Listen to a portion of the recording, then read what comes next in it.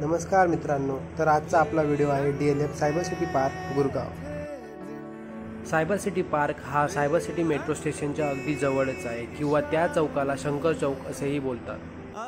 आपण हा जो हायवे बघत आहे हा आहे दिल्ली जयपूर हायवे।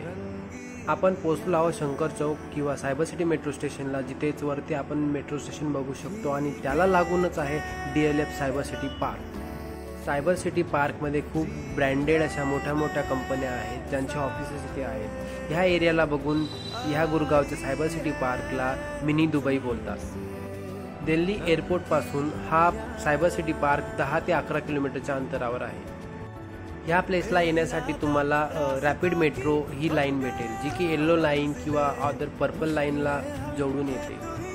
समोर दिसणाऱ्या बिल्डिंगला बघूनच या एरियाला दुबई बोलतात। हे आहेत 2 ते 3 असे रोड क्रॉस करण्यासाठी ब्रिजेस, जे इतके सुंदर बनवले गेले आहेत। इथे बरेचसे लोक फोटो वगैरे घेतात आणि वरून हा सीन तुम्ही बघू शकता। चला तर मग करूया आपण सायबर सिटी पार्कमध्ये एंट्री।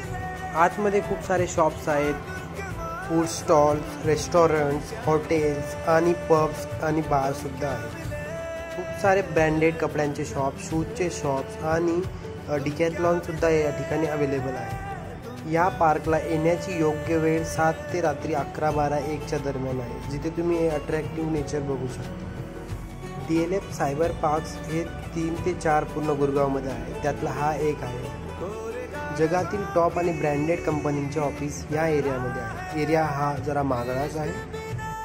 रॉकी और रानी ही प्रेम कहाणी या मूवीची शूटिंग ह्याच एरियामध्ये झालेली आहे। तुम्ही त्या मूवीमध्ये हा सीन बघू शकता।